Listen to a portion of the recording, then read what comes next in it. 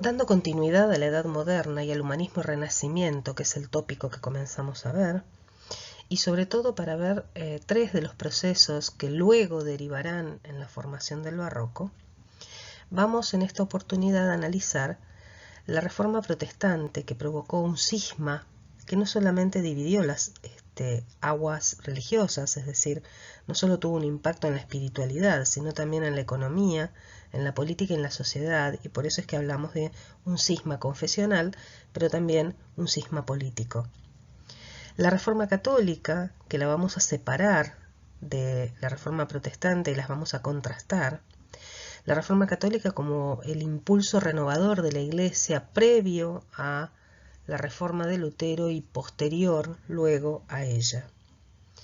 Y finalmente la matriz de las ideas, es decir, la matriz filosófica del mundo moderno que se constituye a partir del racionalismo cartesiano. Bien, en principio vamos a distinguir tres conceptos. El primero de ellos es el concepto de reforma católica. La reforma católica es un movimiento al interior de la Iglesia surgido previo al protestantismo. Podemos situarlo entre los siglos XV y comienzos del XVI con dos ejes: la renovación educativa del clero y el auge de los concilios como sustento de la autoridad papal y como ayuda al gobierno de la Iglesia y a las decisiones en materia doctrinal. Este movimiento de la Reforma Católica se inscribe a lo largo de todo el siglo XVI. Ocurre que durante, es decir, en simultáneo con esta reforma, aparece la Reforma de Lutero, que luego se va a convertir en un cisma confesional, como hemos dicho, de amplias consecuencias.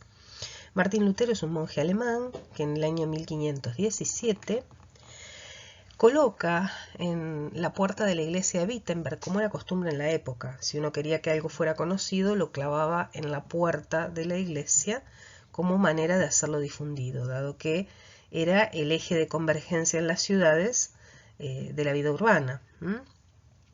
Así que él, luego de dar una serie de discursos y de proclamas, sobre todo en la Universidad de Wittenberg, donde daba cátedra de teología, comienza a manifestarse en contra de algunas cuestiones que sí es cierto existían, como la venta de indulgencias y de cargos dentro de la iglesia, lo que se conoce como la simonía, la venta de cargos eclesiásticos, pero a él lo que más lo motiva es la venta de indulgencias, es decir, el hecho de que muchas veces para realizar obras de construcción de hospitales o de mismo catedrales, los obispos locales vendían el perdón papal. La indulgencia es un perdón que puede ser plenario, es decir, completo o parcial, y que en el período y ya desde la Baja Edad Media había quedado asentado como costumbre que se comercializara con estos perdones. Lo que la Reforma Católica estaba intentando transformar, Lutero lo denuncia en sus 95 tesis. El problema de esas 95 tesis es que no son solamente una protesta contra la venta de indulgencias, sino directamente un cuestionamiento de la autoridad papal para perdonar. Y finalmente el proceso de la Contrarreforma, que es un movimiento dentro de la Iglesia que surge a responder a las tesis de Lutero y que a la vez que responde a las tesis de Lutero retoma las ideas de la Reforma Católica en orden a la renovación de la Iglesia. A partir del momento en que Lutero inicia esta protesta con sus 95 tesis o 95 enunciados, en donde comienza cuestionando el poder papal, vamos a encontrarnos con una elaboración doctrinal que el propio Lutero emprende, sobre todo a partir de 1521, luego de la Dieta de Worms, es decir, la reunión con con la asamblea plenaria de nobles alemanes y el representante del emperador Carlos V, que era un emperador católico, y con delegados del Papa, es decir, nuncios apostólicos. Luego de esto, él comienza un proceso de digamos, profundización de las críticas y cuestionamientos al papado, y luego un proceso de separación, de cisma de la Iglesia, que se consolida a partir de su excomunión, es decir, de su expulsión de la Iglesia. Las características que vamos a encontrar en la Reforma de Lutero comienzan por un profundo pesimismo antropológico, es decir, por la noción de que el hombre, a pesar de lo bueno que pueda comportarse, es esencialmente malo por naturaleza. Este pesimismo antropológico es una nota de época, en realidad lo vamos a encontrar en muchos pensadores del siglo XVI y también en el siglo XVII, y con esta noción de pesimismo antropológico, Lutero sostiene que el pecado original ha dejado una huella imborrable en el hombre, y por lo tanto el sacramento del bautismo no es en realidad una forma de purificar el pecado original, de dar la gracia, sino que es una forma de confirmar que somos cristianos. Dado que el otro principio que sostiene Lutero es que la voluntad de Dios es incognoscible, no la podemos conocer, y retomando a un filósofo bajomedieval, que es Guillermo de Ockham, sostiene la doctrina de que solo con creer nos basta. Esta doctrina se conoce como fideísmo. ¿Sí? No es necesario hacer buenas obras, ni tampoco comportarse con acciones benevolentes ni con acciones buenas. Simplemente la determinación de si somos buenos o somos malos e iremos al infierno o al paraíso la tiene Dios en su mente, y esta es inaccesible para el hombre. Por lo tanto, lo único que nos queda es creer. Aquí vemos la idea de un voluntarismo, es decir, la fe se convierte en una cuestión de voluntad interior. ¿Creo o no creo? El tercer punto, y que es en realidad uno de los fundamentos fuertes de la Reforma, por la cual se convierte en cisma, es la negación del magisterio de la Iglesia. Desde el concepto número 1 de las tesis, de que el Papa no tiene autoridad para perdonar a nadie, y que el perdón se encuentra reservado solamente a Dios, y que podemos perdonar a partir de un acto de contrición espiritual por la cual nuestra razón, que es imagen de Dios, repito, nuestra razón, que es imagen de Dios, en donde se encuentra la imagen de Dios, en este alma racional, nos permite hacer un proceso de reflexión interior, de encontrar a Dios y de autoconfesarnos, es decir, autoperdonarnos. A partir de allí, rechaza el sacerdocio y supone una iglesia más que nada pensada como asamblea de fieles, sin doctrina de magisterio. Otro ítem importante es que niega la transustanciación, precisamente porque allí el papel del sacerdote es fundamental. La transustanciación supone el momento en el cual los católicos estamos en la misa y se hace presente Cristo en la hostia. Esto para Lutero es imposible, y en realidad Cristo no está presente, sino que se encuentra, digamos, simbólicamente presente. Por lo tanto, él no habla de transustanciación, sino de consustanciación. Y la última característica que podemos señalar y que se desprende de todas las que hemos dicho es la desacramentalización, es decir, el rechazo de los sacramentos, quedando solamente el bautismo y el matrimonio como sacramentos en los cuales hay un fundamento de sustento, dirá Lutero, y los demás sacramentos que la Iglesia sostiene, por supuesto, no son válidos. No hay intercesores entre Dios y los hombres. Todo se resuelve en el alma del hombre, precisamente porque el alma humana tiene racionalidad, y es en la racionalidad donde encontramos la huella de Dios.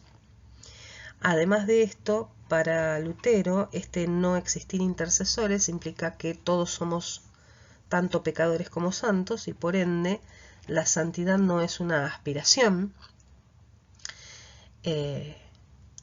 Dice en las Noches del Alma, cree firmemente y peca fuertemente. Es decir, la creencia, el fideísmo, es superior a cualquier otro acto del hombre en búsqueda de la salvación del alma. Esto implica también una valoración del mundo en el que vivimos por sobre el mundo del espíritu, y un planteo de que la salvación es, y esto no va a ser desarrollado por Lutero, sino luego más desarrollado por Calvino en Suiza y la corriente calvinista, es una predestinación de Dios, y que el signo de esta predestinación de Dios es que podemos acumular riquezas en la tierra. Finalmente, otra distinción más visual de la doctrina protestante es la idea de templos despojados, ¿no? Como no hay intercesores entre Dios y los hombres, y como las imágenes son símbolo de paganismo, no podemos poner, salvo el crucifijo sin Cristo, no podemos poner ninguna imagen, y mucho menos imágenes que nos recuerden o evoquen a intercesores como los santos o como la propia Virgen María, que se convierte simplemente en la madre de Jesús. De todo ello se desprenden una serie de consecuencias que convierten a la Reforma en cisma, es decir, en una ruptura de la unidad confesional de Europa, que se va a traducir también en una ruptura de orden político-social y en la mentalidad. Si recordamos lo que recién estaba comentando, en el orden de la mentalidad se acentúa la noción de un antropocentrismo racional y de que la razón del hombre es todopoderosa, porque no solamente me puede explicar el mundo, me lo puede hacer cognoscible, sino que además ahora es el fundamento de mi vinculación con Dios.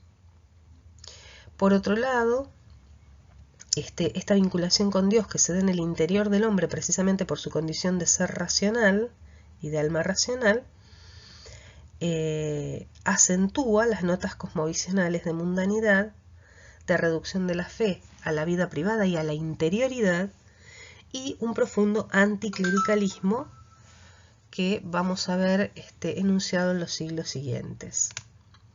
Por otro lado, y también las consecuencias importantísimas tienen que ver con las consecuencias políticas, debido a que, en principio, las guerras de religión empiezan a dividir Europa. Vamos ahí a citar dos ejemplos: las guerras en Francia entre católicos y hugonotes, los hugonotes son protestantes derivados de la reforma calvinista, y en Alemania la guerra de los 30 años, que va a concluir con un tratado de paz, la paz de Westfalia, que va a zanjar la situación de la confesionalidad con un principio que sostiene que cada príncipe elige la religión de sus súbditos. Por lo tanto, si el príncipe es católico, el reino será católico y los protestantes deberán irse o convertirse, y si el reino por contrario es protestante, sus súbditos son protestantes y los católicos son los que deberán irse. Así entonces da supremacía, ¿sí?, al Estado, sujeta la religión al Estado y termina contribuyendo a agigantar la figura del monarca, por lo cual es una nota más que contribuye a la consolidación del absolutismo monárquico, tema que veremos la próxima clase. Y por último también, entre las consecuencias políticas, está el hecho de sustentar la razón de Estado, es decir, si no hay una conciencia moral o ética en realidad surgida a partir de la vinculación con lo divino, entonces el Estado lo absorbe todo y la moral está impuesta por el propio Estado. Este desprendimiento de consecuencias políticas tiene su correlato en la sociedad y la economía, dado que a partir de la Reforma protestante, el protestantismo da importancia a los bienes materiales y termina justificando esto que algunos autores, como nuestro coterráneo José Luis Romero, señalaban como justificación de la moral burguesa, ¿sí? Es decir, la señal de que hemos sido predestinados para la salvación por Dios es precisamente la acumulación de bienes y riquezas. De esta manera vemos cómo se producen grandes efectos del cisma protestante. Pero también hablamos de la Reforma Católica. Dijimos que esta Reforma Católica comienza en el siglo XIV, finales del XIV, se proyecta al siglo XV, fuertemente con una renovación de la escolástica en España, con el concepto de evangelizar y educar, que es preexistente a la Reforma de Lutero y que luego se va a manifestar en una renovación completa de la Iglesia a partir del Concilio de Trento. La Reforma Católica se propone eliminar los vicios y la corrupción, precisamente estos vicios y corrupción que empañaban la labor de la Iglesia desde finales del siglo XIV y que Lutero se empeñaba en denunciar. Había un movimiento que Lutero estaba ignorando de transformación interior de la Iglesia y la vamos a ver consolidada a partir del arte barroco. A su vez, dentro de la Reforma Católica, como explicamos hoy temprano, existe la contrarreforma, es decir, la respuesta que la Iglesia le da a Lutero, no solamente una respuesta doctrinal, es decir, a partir del rechazo de las tesis de Lutero y de los principales dogmas que él sostiene, sino además a través de la creación de nuevas órdenes religiosas como los jesuitas, el afianzamiento del magisterio de la Iglesia, la imposibilidad de que los sacerdotes acumulen beneficios terrenales, es decir, bienes, el reconocimiento de la tradición y fundamentalmente dos ejes: la educación del clero y la eliminación de los vicios y la corrupción. En esta materia que estamos hablando de Reforma Católica y de Contrarreforma, vuelvo a repetir, la Reforma Católica es un movimiento mucho más amplio y la Contrarreforma se inserta dentro de este movimiento como respuesta al protestantismo. La labor del Concilio de Trento es fundamental. El Concilio de Trento duró tanto tiempo, hago la aclaración, porque hubo otro brote de peste negra. ¿Sí? Ya había habido uno muy grande en el siglo XIV, durante el siglo XV la peste continuó con pequeños brotes y el Concilio de Trento debió mudarse muchas veces en el siglo XVI debido al recrudecimiento de esta epidemia. Fíjense que el Concilio de Trento va a emprender tres ejes de labor, por lo menos son los tres ejes que sintetizamos de una inmensa labor. Corrige los abusos, creando seminarios sacerdotales, confirma el celibato sacerdotal, ordena a los obispos residir en sus diócesis y no residir en un palacio obispal por fuera de la diócesis, les prohíbe acumular beneficios personales, fortalece la unidad y la jerarquía de la Iglesia al ratificar la supremacía papal, incentivar la predicación de la fe, pero también incentivar la idea de que el catolicismo se sostiene no solo mediante la fe, sino también con las obras, con las acciones. Autoriza la creación de nuevas órdenes religiosas, mencionamos a los teatinos, los paulistas, los ursulinos, la renovación de otras y sobre todo el surgimiento de una orden que va a ser un pilar fundamental de la Contrarreforma, pero también de todo un movimiento de evangelización en todas partes del mundo, como son los jesuitas. ¿Sí? A partir de la creación de la orden en 1535 por Ignacio de Loyola, vamos a encontrarnos a los jesuitas en todas partes del mundo, en Oriente, en Japón, en China, en el norte de África, en India, predicando y trabajando, porque justamente lo que diferencia, una de las diferencias con el protestantismo, es que el catolicismo no solamente predica, no solamente habla, no solamente infunde la fe, sino que además la hace manifiesta a través de las obras. Así también se diferencia del protestantismo por dar validez a todos los sacramentos, por considerar que existen mediadores entre el hombre y Dios y que la Iglesia es mediadora, reivindica a los santos, reivindica a la Virgen. Y aquí comienza también la construcción visual del dogma de la Inmaculada Concepción de María. También nos nos señala la distinción con el protestantismo de que el pecado daña la naturaleza del hombre pero no la corrompe en esencia totalmente, que la gracia del bautismo nos limpia de ese pecado original.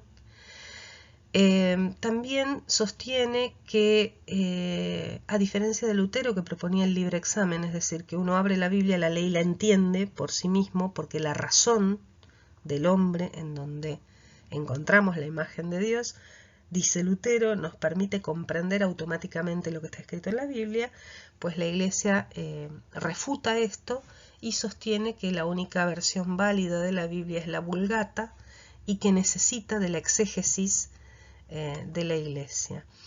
Y finalmente el concilio nos pone de manifiesto que el arte es un modo de evangelizar, precisamente porque parte de la percepción, es decir, de lo que los sentidos impactan al interior del hombre, y que el camino de evangelizar a través del arte implica que las temáticas artísticas dentro de las iglesias y también fuera de ellas por las devociones particulares sostienen que la obra de arte tiene que impactar a los sentidos para que ese impacto en los sentidos produzca una transformación en mi interior. Decíamos que el tercer proceso propio de fines del Renacimiento y que tendrá un gran impacto en la etapa siguiente, que es la del Barroco, al igual que la Reforma Protestante y la Reforma Católica, es el racionalismo cartesiano, centrado en la figura de René Descartes, filósofo que aquí lo vamos a ver en la corte de la reina Cristina de Suecia. La reina Cristina de Suecia es uno de los personajes más interesantes de las monarquías europeas en este periodo. Fue una reina que llevó adelante una política de transformación de su reino y que además propició el desarrollo de las ciencias y de las artes, siendo una mujer erudita, sumamente culta, que incluso discutía en términos teológicos por carta con el Papa, y que patrocinó la labor investigativa en matemáticas de René Descartes. Por eso es que en este cuadro que estamos viendo allí, en el lado izquierdo, nos encontramos a la reina Cristina sentada con la mano levantada, un ministro detrás, René Descartes, que lo vamos a identificar por la otra imagen. René Descartes se encuentra a la derecha, señalando algo en un papel, y en el centro, esa mujer pálida que encontramos, rubia, es la representación, la alegoría de la geometría. Como si la geometría se hiciera presente en el cuadro visualmente, pero en la escena que la representa, es como si la geometría se hiciera presente para indicarnos esta vinculación entre la corte de Cristina de Suecia y René Descartes. El racionalismo cartesiano considera que la razón es la única facultad que puede conducir al conocimiento de la verdad. No necesitamos ni de la tradición, ni de la fe, ni de los sentidos, ni de ninguna otra instancia para alcanzar este objetivo. La razón por sí sola es suficiente. Entonces, para el racionalismo el problema fundamental de la filosofía es el del conocimiento, es decir, la nociología. Y la razón es origen del conocimiento. Todos los conocimientos que se basan en la razón son ciertos y todos los conocimientos que nos aportan los sentidos son percepciones engañosas. Por lo tanto, hay que dejarlos al margen. El poder de la razón consiste en la capacidad de sacar de sí misma las verdades primeras y fundamentales. Y estas verdades primeras y fundamentales son ideas que se puede llegar a partir de esta racionalidad y de las que puedo deducir todas las demás ideas. Esto significa que estas ideas fundamentales, a las que él llama innatas, son evidentes por sí mismas, no necesitan demostración y están en nuestra razón. Esas ideas son la idea de yo, la idea de Dios y la idea de mundo. Es decir, La confianza absoluta en la razón supone que el yo, ¿sí?, es un yo pensante y es garantía de mi existencia. La razón garantiza mi existencia, de ahí el principio de pienso, luego existo. Y por otro lado también garantiza la existencia del mundo. La confianza absoluta en la razón implica que sin un sujeto que conoce no hay posibilidad de conocimiento, por lo tanto hay subjetivismo. El sujeto para los racionalistas es fundamentalmente un sujeto pensante y por lo tanto hay una identificación entre la razón y la realidad. Implica que podemos conocer la realidad de un modo absoluto y certero a partir de nuestra razón y que el modelo de conocimiento es un modelo matemático hipotético deductivo. Bien, con Descartes damos por cerrada la etapa del humanismo-renacimiento y abrimos las puertas al mundo del barroco. Sinteticemos que en el humanismo y el renacimiento entre los siglos XV y XVI nos encontramos con el origen de la cosmovisión moderna centrada en el hombre, antropocentrismo, y en la razón del hombre. Las monarquías centralizadas que comienzan el camino hacia lo que el barroco desplegará como absolutismo. El mercantilismo que se asienta sobre todo a partir del cambio de eje económico del Mediterráneo hacia el Atlántico y que nos dispone en estas 4 partes del mundo que hablábamos cuando vimos Renacimiento. Y finalmente la Reforma Protestante y la Reforma Católica. Reforma Protestante que produce un cisma de enormes proporciones y con consecuencias políticas, económicas y sociales que derivarán en las guerras de religión y en la transformación del poder político y económico en el barroco.